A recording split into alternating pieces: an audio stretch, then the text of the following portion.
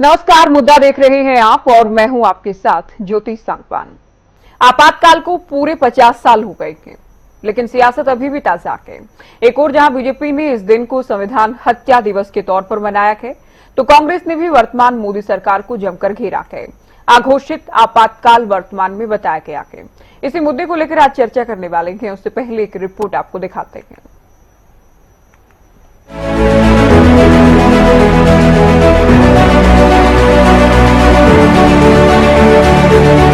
आज से 50 साल पहले 25 जून 1975 का दिन, ये वही काला दिन था जिस दिन देश में आपातकाल की घोषणा हुई। तत्कालीन प्रधानमंत्री इंदिरा गांधी ने देश में आपातकाल लगा दिया था, जिसे आजाद भारत में सबसे काला दिन माना जाता है। इस दिन को संविधान की हत्या भी माना जाता है। इस दिन को बीजेपी ने संविधान हत्या दिवस के रूप में मनाया। इस मौके पर प्रधानमंत्री नरेंद्र मोदी ने एक सोशल मीडिया पोस्ट में लिखा कि आपातकाल के दौरान संविधान नष्ट हो गया था और हमने संविधान में विश्वास बहाल किया है। अब राज्य को संविधान हत्या दिवस मनाना चाहिए। तो वहीं बीजेपी अध्यक्ष जेपी नड्डा ने भी कांग्रेस पर जमकर निशाना साधा।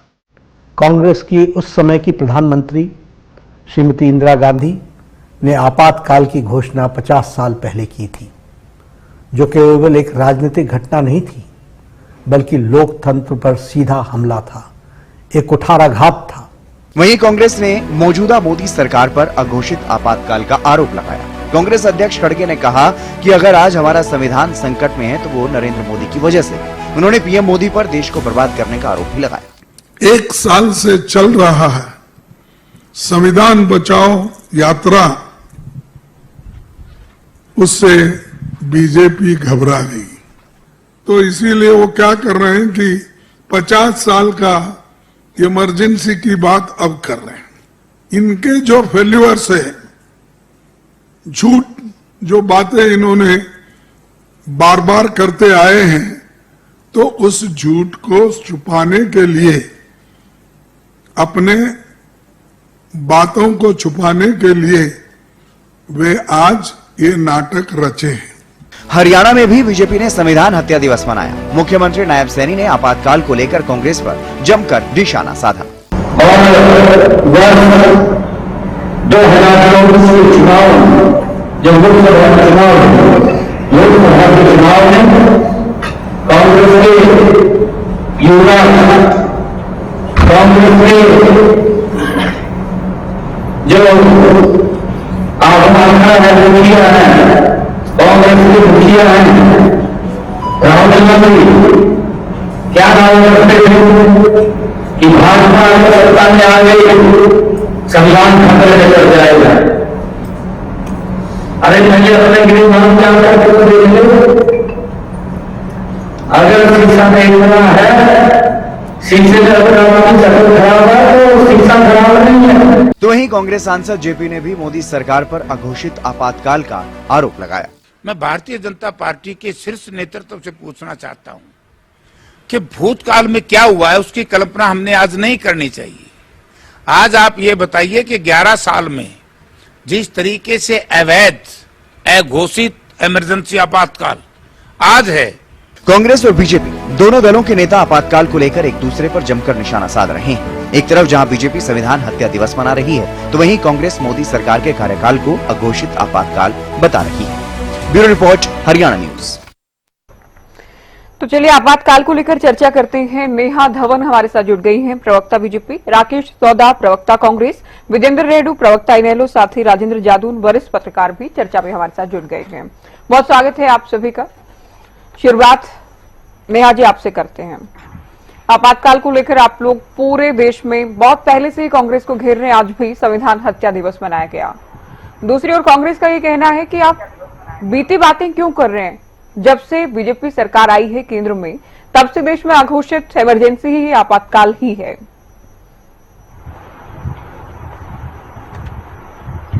देखिए ज्योति जी, आज का दिन हमने संविधान हत्या दिवस के रूप में पूरे देश में मनाने का फैसला किया।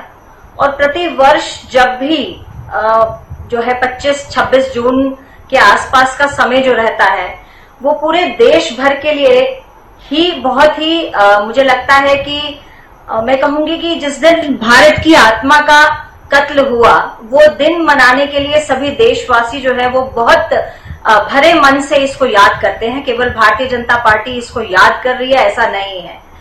जिस व्यक्ति ने, भारतवासी ने वो इमरजेंसी का वक्त जिया, जिन परिवारों ने वो इमरजेंसी का वक्त जिया और जिन परिवारों के सदस्यों के साथ उस इमरजेंसी के वक्त पर जो है घटनाएं घटी, उनके साथ अत्याचार हुए, वो परिवार आज भी उस समय को नहीं भूल पाए हैं।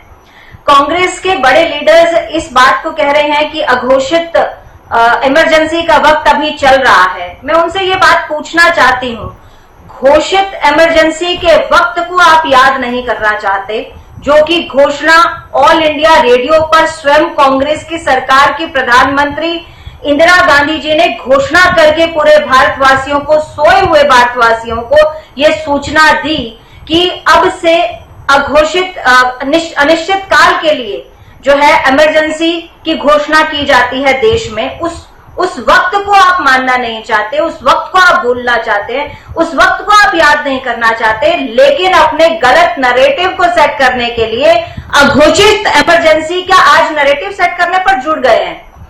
मैं वो वक्त थोड़ा सा याद दिलाना चाहूंगी ज्योति जी आपको, क्योंकि मेरा परिवार भी राष्ट्रीय स्वयंसेवक संघ परिवार से जुड़ा है और वो समय इमरजेंसी का मेरे परिवार ने भी देखा, जिसको मैंने अपने खुद कानों से, उनके अपने बड़ों के यानी कि मेरे पिताजी के मुंह से, मेरी माता के मुंह से खुद सुना। वो समय था जब घर से दूर परिवार के सदस्य चले गए थे कि उनको पकड़ पकड़ कर जेलों में बिना किसी कारण के बंद कर दिया जा रहा था। क्यों बंद किया जा रहा था? क्योंकि आप भारत में रहकर राष्ट्रवादी विचारधारा को रखते हैं और राष्ट्रवादी विचारधारा के लिए, भारत की अखंडता एकता के लिए काम कर रहे हैं। सिर्फ इसलिए आपातकालीन की घोषणा कर दी गई। मैं पूछना चाहती हूं कांग्रेस के सभी बड़े नेताओं से, राहुल गांधी जी से, खड़गे जी से और यहां पर बैठे कांग्रेस के प्रवक्ता से भी, कि क्यों इंदिरा गांधी जी ने उस वक्त इमरजेंसी की घोषणा की? क्या आज आप इस बात को डिटेल में बता सकते हैं? केवल और केवल अपनी कुर्सी बचाने के लिए, क्योंकि जब इलाहाबाद हाई कोर्ट ने इस बात की घोषणा कर दी कि 6 साल के लिए इंदिरा गांधी जी को निरस्त कर दिया कि अब वो किसी भी नियुक्त हुए पोजीशन पर नहीं, पद पर नहीं बैठ पाएंगी, तो अपनी कुर्सी को बचाने के लिए शासन सत्ता के लालच में आकर उन्होंने देश के अंदर आपातकालीन की घोषणा कर दी। आज रोते हैं ये इस बात को कि संविधान की हत्या हो रही है, संविधान को खत्म कर दिया जाएगा जब बीजेपी को चुना जाएगा तो, लेकिन झूठा नैरेटिव सेट करते हैं। जबकि सत्यता ये है ज्योति जी कि 1975 के समय में संविधान की जीते जी हत्या कर दी गई थी। जिस लोकतंत्र की दुहाई आज ये देते नजर आते हैं, उस लोकतंत्र का कत्लेआम मचा दिया था। भारत में रहने वाले भारतवासियों की अभिव्यक्ति की आजादी पर प्रश्न चिन्ह लगा दिया गया था, मुंह पर ताला लगा दिया गया था। आज जिस डिबेट में बैठकर वो गोदी मीडिया के नारे लगाते हैं, उसी मीडिया के मुंह पर ताला चिपका दिया गया था। सभी प्रेस के गेटों पर ताला लगा दिया गया था। रातों रात बिजली बंद कर दी गई थी ताकि इंदिरा गांधी जी के इन काले कारनामों पर सुबह के अखबारों में ये छपे नहीं और देश के लोगों को इसकी सच्चाई का पता ना चले। जी मैं कांग्रेस से जवाब दे देना चाहूंगी। आपने भी भारत के लोगों ने, आपने जो कहा कि लोकतंत्र की हत्या की गई, संविधान की हत्या की गई, उस मुश्किल समय को पार किया आज सीएम साहब, ठीक है नेहा जी, एकता और अखंडता को बचाए रखने के लिए काम किया। आज सीएम साहब ने भी कहा कि आज आप लोग संविधान की रक्षा की बात कर रहे हैं, संविधान की किताब लेकर आप लोग घूम रहे हैं, लेकिन संविधान की हत्या करने वाला कौन था? कांग्रेस को आज जमकर पूरे ही देश में घिरा गया। आप क्या पूरा देश जानता है, भारतीय जनता पार्टी और संघ की विचारधारा का जन्म ही झूठ और प्रोपेगेंडा पर हुआ है। इन लोगों ने देश से झूठ बोलने का काम किया, कभी भी सच को जनता के सामने लाने का ये लोग काम नहीं करते। इन लोगों ने देश को, आरएसएस की विचारधारा और भारतीय जनता पार्टी की मूल विचारधारा जानते हैं आप? कोई किताब पढ़ी है आपने हमारी मूल विचारधारा की?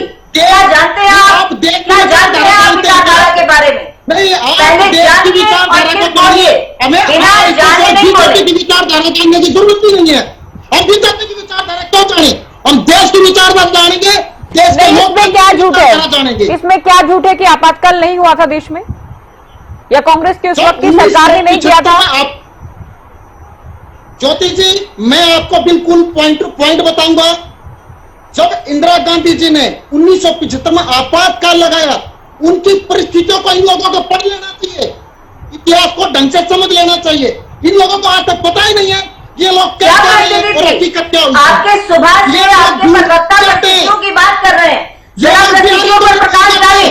आज 50 साल के बाद भी देश का हर युवा इस बात को जानना चाहता है कि राजनीतिक इतिहास में उसको भूल जाते हैं। 40 साल क्यों थे? उठाकर ले आते हैं संघ की विचारधारा। क्या संघ की विचारधारा? संघ की विचारधारा है क्या? संघ की विचारधारा, संघ की विचारधारा क्या देश की विचारधारा है? देश की विचारधारा अलग विचारधारा है, और भारतीय राष्ट्रीय कांग्रेस सिर्फ देश की विचारधारा पर काम करेगी, देश की विचारधारा पर बात करेगी। हम तो किस बात की आपत्ति थी कांग्रेस को राष्ट्रीय स्वयंसेवक संघ से? किस बात की आपत्ति थी? ये तो बताइए, किस बात की आपत्ति थी?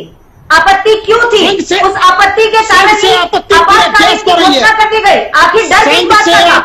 आखिर इंदिरा गांधी को और कांग्रेस को उस वक्त डर किस बात का था? नेहा जी, आप साथ बोलिए। नेहा धवन जी, आप क्यों साथ बोल रहे हैं? और मैं आरएसएस पर डिबेट नहीं कर रही राकेश जी, मैं आपातकाल को लेकर बात कर रही हूँ, मैं संविधान को लेकर बात कर रही हूँ। साथ ही बीजेपी ने जो संविधान हत्या दिवस पूरे देश में आज मनाया है, मैं उस पर बात कर रही हूँ। क्यों डिबेट कर रहे हैं आप डिबेट को? आप क्या आरएसएस क्या लगा रखा है आपने? मुद्दा जो है उस पर बात कीजिए। आप लोग लोकतंत्र की बात कर रहे हैं, संविधान की किताब लेकर घूमते हैं। बिहार से बीजेपी और बीजेपी के नेता ये पूछ रहे हैं कि संविधान की हत्या करने वाला कौन था? इस पर जवाब दीजिए ना, क्यों आरएसएस का राग अलाप रहे हैं आप? एक मिनट, इन लोगों के कहने से संविधान की हत्या नहीं होती। जो आपातकाल की घोषणा हुई थी वो भी संविधान के एक प्रोविजन के तहत हुई थी। और जो उसका जो प्रोविजन है अनुच्छेद 1952 और 352 के तहत यह प्रोविजन दिया गया है, यदि देश में शांति को खतरा है, देश में आंतरिक सुरक्षा को खतरा है, तो उसमें देश की सरकार राष्ट्रपति की सहमति से देश में आपातकाल लगा सकती है। आंतरिक युद्ध हो रहा था उस समय भारत देश में? कौन सा विद्रोह हो रहा था भारत देश में? कौन सा सिविल वॉर चला था भारत देश में? युद्ध होगा क्या? युद्ध की आशंका ना कोई बाहरी सुरक्षा का भाव था, ना आंतरिक सुरक्षा का भाव था, ना सिविल वॉर की सिचुएशन थी, ना कोई कांग्रेस के खिलाफ विद्रोह था। किस बात का दमन कर रहे थे आप? सिर्फ एक विचारधारा, सिर्फ एक राष्ट्रवादी विचारधारा का दमन कर रहे थे आप। चलिए आप दोनों अभी रुकिए, चलिए विंडो चेंज कीजिए, आप दोनों अभी रुकिए। मैं लेनो को चर्चा में जोड़ रही हूँ। रेडू साहब, एक तरफ आपातकाल की बातें, आपातकाल के 50 साल, संविधान हत्या दिवस बीजेपी की ओर से, दूसरी ओर कांग्रेस का ये कहना कि आज भी तो आपातकाल जैसे ही हालात हैं, फर्क केवल इतना है कि अभी घोषित नहीं है, अघोषित है। देखिए ज्योति जी, आपातकाल को पूरा हिंदुस्तान ही नहीं विश्व भी जानता है। जिस प्रकार से 1975 की 25 जून की तारीख को हिंदुस्तान में आपातकाल लागू किया गया, कैबिनेट की मीटिंग बुला करके कैबिनेट के मंत्रियों को भी इसकी जानकारी नहीं थी कि आज इंदिरा गांधी जी क्या फैसला सुनाने वाले हैं, और उन्होंने तुरंत घोषणा करते हुए एकदम इमरजेंसी लागू करने का काम किया था। निश्चित तौर पर वो हिंदुस्तान की इतिहास का एक बहुत ही काला अध्याय रहा है। आज कांग्रेस के लोग इसको नहीं मान रहे हैं, प्रवक्ता महोदय भी नहीं मान रहे हैं। ये पूरा बच्चा जानता है कि उस टाइम क्या हुआ था। हम भी पढ़ा करते थे, मुझे याद है वो घटनाएं। मैं जब ना रात को एक दिन बाजार से आ रहा था, आगे से पुलिस की गाड़ी आई और उसमें 10 आदमी ट्रैक्टर ट्रॉली में बैठे हुए थे। सभी को अरेस्ट करने का काम किया और उठा करके वो लेकर के गए थे। लोग जो है ज्योति जी, आपको नहीं ध्यान होगा, हमने देखा है, हमारे ऊपर से गुजरा है वो आपातकाल। रात को खेतों में जाकर के सोते थे लोग, घरों में नहीं रहते थे। और गांव में यदि कोई पुलिस की गाड़ी आ जाती तो पूरा गांव भाग लेता था खेतों की तरफ, छुप जाते थे खेतों में। इतना बुरा दृश्य, उस दृश्य को याद करने से आज भी रोए कांप जाती हैं। बहुत खतरनाक, बहुत डेंजरस वो माहौल उन्होंने बनाने का काम किया था, और इसमें भी कोई संशय नहीं कि वो क्यों किया गया था। ठीक कहा कि उस टाइम न तो उसके ऊपर भी बीच में नहीं राजेश, नहीं ऐसे नहीं बीच में नहीं बीच में नहीं। अरे बीच में मत बोल भाई, तू बाद में कह लिए जो कहना तूने। ज्योति जी, हम मेरे ऊपर से गुजरा हुआ है, हमने देखा है उसको और भुगता भी है, और ये भी सच्चाई है। 1967 में हिंदुस्तान में चुनाव होता है। 1971 में दिसंबर 1970 को लोकसभा को भंग करवा दिया जाता है। उससे पहले इकट्ठे चुनाव हुआ करते थे विधानसभा और लोकसभा के। दिसंबर 1970 में इंदिरा गांधी जी जो है लोकसभा को भंग करवाती है तत्कालीन हमारे राष्ट्रपति फखरुद्दीन अली अहमद से, क्योंकि उनको आभास हो गया था कि 1971 के चुनाव में आपकी सत्ता नहीं आएगी और इंदिरा गांधी किसी भी कारण से सत्ता में बना रहना चाहती थी। इसलिए उन्होंने पहली बार अलग चुनाव करवाने का काम किया। 1971 में लोकसभा के अलग चुनाव हुए और विधानसभा के अलग चुनाव वहीं से शुरू होते हैं और इनको बहुमत भी मिला। 352 सीटें लेकर के सरकार भी बनाई इन्होंने। लेकिन जब तो हालात राजनारायण जी ने इलाहाबाद में निर्माण का इम्पैक्ट भी था उन चुनाव में, तो ठीक है, लेकिन उसके बाद जो इमरजेंसी लागू की गई, बीजेपी का उसे बार बार हर साल याद दिलाना और कांग्रेस का ये कहना कि इमरजेंसी जैसे हालात तो अब हैं, ये है अघोषित आपातकाल, अब हो रही संविधान की हत्या, अब संविधान को खतरा है, संविधान को खत्म किया जा रहा है। ज्योति जी, हम इससे भी इनकार नहीं करते। आज जो भारतीय जनता पार्टी की सरकार ने जो शासन चलाने का काम किया, इन्होंने एक नई नीति लागू करने का काम कर दिया। निश्चित तौर पर अघोषित इमरजेंसी लगी हुई है, क्योंकि ये जो नई नीति लेकर के आए हैं आज की सत्ता में, और वो नीति है इनकी अपनों को बचाओ गैरों को फंसाओ। इंदिरा गांधी ने भी यही काम किया था, नेताओं को सूट दिया था जेलों में उठा उठा करके। चौधरी देवीलाल भी बहुत लंबे समय तक जेल में रह करके आए। मुझे एक स्टोरी याद है, ओम प्रकाश चौटाला और उनके भाई एक गाड़ी में पीछे लेट करके छुप करके बच करके निकले थे। एक बार ड्रेस बदल के निकलने का काम था और वो छोटे छोटे जो बैरकें होती थी, पाखाना भी उनके अंदर ही बना करके, जो पेशाब घर भी उनके अंदर ही बना करके लोगों को सड़ाने का काम किया था।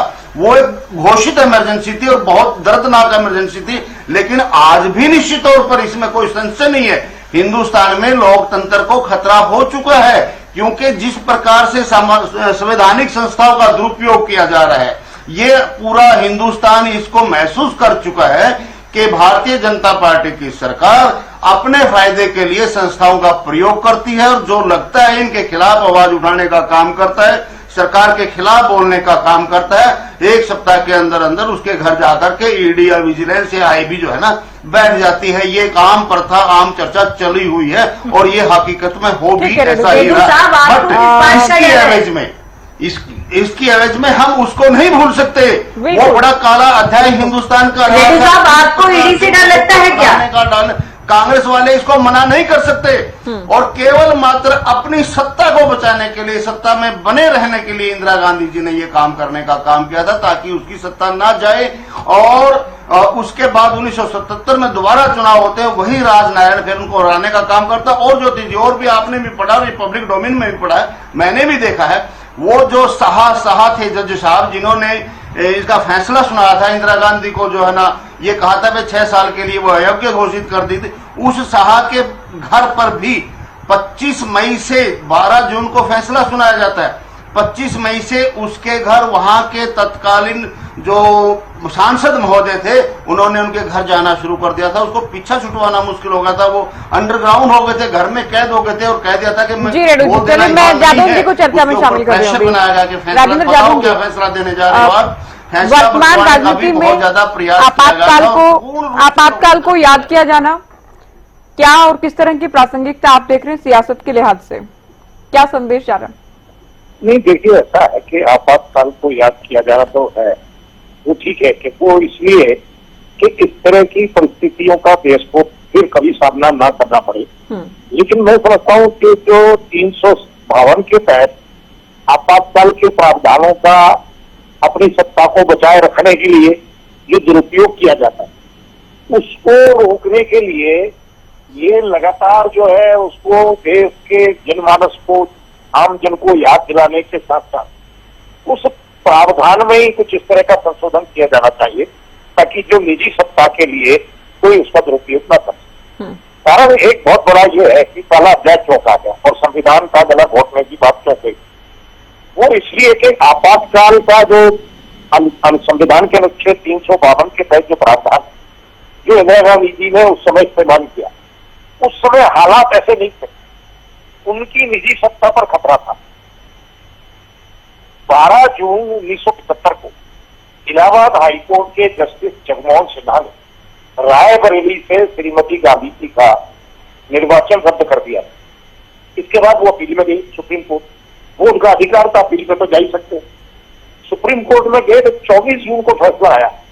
सुप्रीम कोर्ट ने उनके चुनाव को रद्द नहीं किया, बहाल रखा, लेकिन उनका मत देने का अधिकार स्थगित कर दिया कि वो सांसद बनी रह सकती है, लेकिन मत देने का अधिकार नहीं होगा। अब आप देखिए कि जिस लीडर को सांसद बने रहने का तो अधिकार मिल गया, लेकिन मत देने का अधिकार नहीं है, वो सरकार को कैसे लीड कर सकता है? अब इसके जवाब में विपक्ष ने दबाव डालना शुरू किया। रामलीला मैदान में एक सभा हुई जिसमें जयप्रकाश नारायण ने तमाम देश के प्रशासन तंत्र को कहा कि ये अपना जो है पद खो चुकी है, अधिकार खो चुकी है, इसलिए इनके आदेशों को न माना। उसके जवाब में उन्होंने 25 जून को रात्रि में आपातकाल लागू किया। कोई मंत्रिमंडल का फैसला नहीं था, वो निजी तौर पर इंदिरा जी ने फैसला लिया और उसकी राय भी पश्चिम बंगाल के उस समय के मुख्यमंत्री रे ने, सिद्धार्थ शंकर रे ने, उनकी सलाह पर उन्होंने, और उस समय जो राष्ट्रपति थे फखरुद्दीन अली अहमद, चूंकि वो राष्ट्रपति के जो अधिकार है और उनके जो कर्तव्य है उसमें ये स्पष्ट मेंशन है कि वो मंत्रिमंडल की सलाह पर काम करें, लेकिन उन्होंने इंदिरा जी की सलाह पर भी राष्ट्रपति शासन आपातकाल लागू करने के जो आदेश थे उस पर हस्ताक्षर कर दिए। तो इस तरह से वो अपनी सत्ता बचाए रखने के लिए जिस तरह से संवैधानिक प्रावधानों को इस्तेमाल किया गया, उसको रोकने का प्रावधान भी किया जाना चाहिए। तो ठीक है कि उस समय किस तरह से नागरिक अधिकारों का दमन हुआ और सुप्रीम कोर्ट में ये मुद्दा भी पहुंचा। 5 जजों की बेंच ने जो है उस पर सुनवाई की और 4 जजों ने कहा कि आपातकाल के दौरान जो कुछ भी हो रहा है कानून स्थगित है, वो ठीक है। लेकिन एक ही जस्टिस थे एच.आर. खन्ना, जिन्होंने जो है एक नोट ऑफ डिसेंट दिया, उन्होंने अपनी अलग राय दी। उन्होंने कहा कि किसी भी हालत में कानून को खामोश नहीं किया जा सकता। अगर किसी की अवैध गिरफ्तारी होती है तो उसको चैलेंज कोर्ट में चैलेंज किया जा सकता है। तो ये सब जो कुछ हुआ है वो निजी सत्ता को बनाए रखने के लिए हुआ।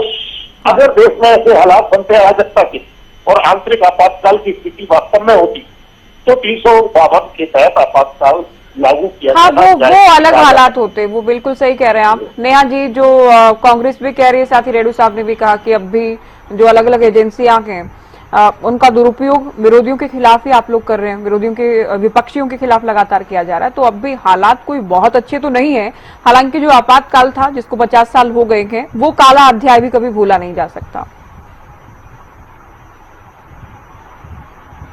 देखिए ज्योति जी, बिल्कुल राजन जी ने एक बात कही कि इतिहास को भूलना नहीं चाहिए, क्योंकि इतिहास को अगर कोई भी देश अगर अपने इतिहास को भूल जाता है और युवाओं को अगर अपने देश का पुराने इतिहास के बारे में नहीं पता तो वो दोबारा गलतियां जो है भविष्य में होने के चांसेस प्रबल हो जाते हैं। इसलिए भारतीय राजनीति के इस काले अध्याय को आज के युवा पीढ़ी को भी जरूर मालूम होना चाहिए। ये बिल्कुल सत्य बात है, इसमें कोई दो राय नहीं है। जहां तक बात है, पहले मैं आपातकालीन की बात कर लूं, उसके बाद मैं आपकी बात का भी जवाब दूंगी जो विपक्षी पार्टी भी सवाल उठा रहे हैं। देखिए, सही मायने में लोकतंत्र को रोंदा गया और मैं कहूंगी कि एक बुरा सपना था। शायद हमें इस बात को जो है बुरे सपने की तरह भुला भी देना चाहिए, लेकिन इसके जो घाव है वो इतने तरोताजा हैं। आज भी इसके घाव हमारे परिवारों के सीनों में इतने ताजा हैं कि हमें इस बात को याद रखना भी बहुत जरूरी है। देखिए, 39वां, 42वां और 38वां जो संशोधन किया गया संविधान के अंदर, वो क्या था? उस बात का जवाब मुझे लगता है कांग्रेस पार्टी के प्रवक्ता जब उनकी बारी आएगी तो जरूर दें। 39वां और 42वां संशोधन जो है वो कानून में ये कर दिया गया कि पीएम और अन्य जो शीर्ष पद हैं उनको किसी भी न्यायिक समीक्षा प्रक्रिया के थ्रू नहीं गुजरना होगा। ये रूल बना दिया गया, ये कानून बना दिया गया। 48वां संशोधन ये कर दिया गया कि आपातकालीन की घोषणा जो की गई थी वो न्यायपालिका की जांच से ही बाहर कर दी गई। क्या आपको ये जो संविधान में संशोधन किए गए ये आपको अलोकतांत्रिक नहीं लगते, अनैतिक नहीं लगते हैं? मैं छोटी सी लाइन के माध्यम से उस समय को, उस दौर को आपके सामने रखूंगी जो अटल जी ने जब जेलों में मीसा कानून के तहत जेलों में लाखों लोगों को भर दिया गया और पूरी देश की जेलों को भर दिया गया। उस समय जब अटल बिहारी वाजपेयी जी और हमारे बहुत से बड़े नेता, जो चाहे वो राष्ट्रीय स्वयंसेवक संघ के थे, जैसे माधवराव मुल्ले जी, मधुकर राव भागवत जी, दत्तोपंत ठेगड़े जी और बंडारू दत्तात्रेय जी, जो आज हरियाणा के गवर्नर भी हैं, वो भी उस समय इमरजेंसी के समय में जेल में थे। जयप्रकाश नारायण जी थे, अटल बिहारी वाजपेयी जी थे, लालकृष्ण आडवाणी जी थे, राजनाथ सिंह जी थे। ऐसे कितने ही ना जाने नाम हैं जो जेलों में बंद थे और उनकी सुरक्षा पर भी जो है, मैं कहूंगी कि उनकी कोई सुरक्षा की बात भी नहीं थी, क्योंकि ये भी कानून था उस समय की आपातकालीन में अगर कोई व्यक्ति पर गोली चला दी जाती है तो उसे और उसके परिवार के सदस्य, उसे तो नहीं, उसके परिवार के सदस्यों को अदालत में जाने का भी जो है प्रावधान नहीं है। ये जो लोकतंत्र की हत्या थी, इस समय को क्यों काला समय ना कहा जाए और क्यों आज के दिनों में इसे याद ना किया जाए। मैं 4 पंक्तियां जरूर पढ़ना चाहूंगी। जल्दी बोलो।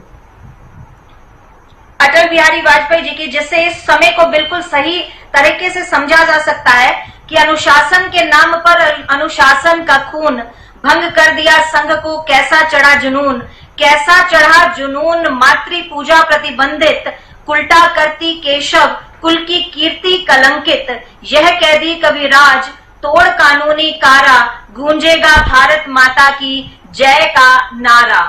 ऐसी ऐसी कितनी ही कविताएं अटल बिहारी जवाब लास्ट कमेंट दे रही हूँ, जो हमारे नेता बहुत सारी कविताएं आपातकाल को लेकर, उन हालात को लेकर लिखी गई। राकेश जी आप बोले।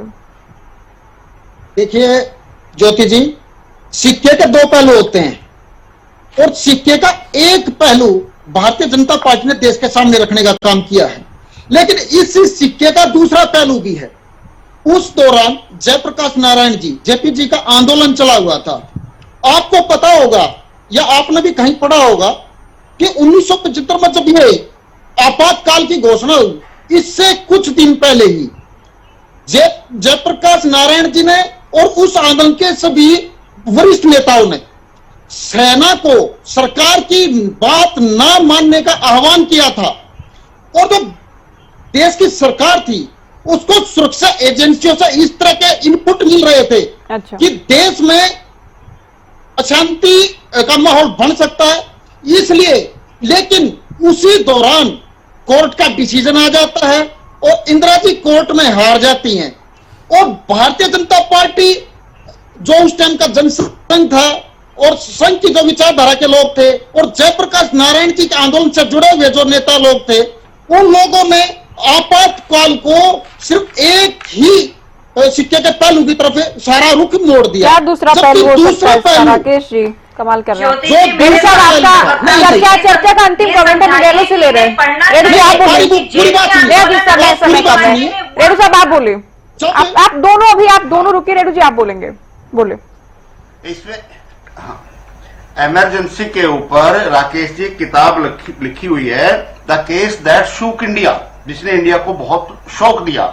उसके अंदर ये साफ लिखा हुआ है, जब जगमोहन शाह ने अपना फैसला सुनाया तो इंदिरा गांधी की सरकार को 20 दिन का अल्टीमेटम दिया था कि आप 20 दिन में अपना कोई अन्य नेता चुन सकते हैं, क्योंकि उस टाइम सरकार कांग्रेस के पास बहुत बड़ी मेजोरिटी थी, वो अपना दूसरा किसी नेता को चुन सकती थी वो, लेकिन क्योंकि वो स्वयं सत्ता पर बने रहना चाहती थी इसलिए उसने दूसरा नेता नहीं चुना, न चुन करके, बल्कि वो सुप्रीम कोर्ट में चली जाती है 23 तारीख को और 24 तारीख को सुप्रीम कोर्ट फैसला उसके खिलाफ सुनाती है। वो वोट के अधिकार की बात नहीं थी, उसका अधिकार ये था कि अभी जो है ना, ये आपकी जो ये रद्द किया गया है इसको बहाल नहीं किया जा सकता, और इलाहाबाद हाई कोर्ट के फैसले को जो का तो सुप्रीम कोर्ट ने रख लिया और तभी इन्होंने इमरजेंसी लागू करने का काम किया था। कौन सा दूसरा पहलू दिखाना चाह रहे हैं? शुक्रिया रेणु जी आपका, शुक्रिया आप सभी का चर्चा में शामिल हुए। तो देश में लगे आपातकाल और आपातकाल के 50 साल को लेकर हमने चर्चा की। फिलहाल दीजिए इजाजत, नमस्कार।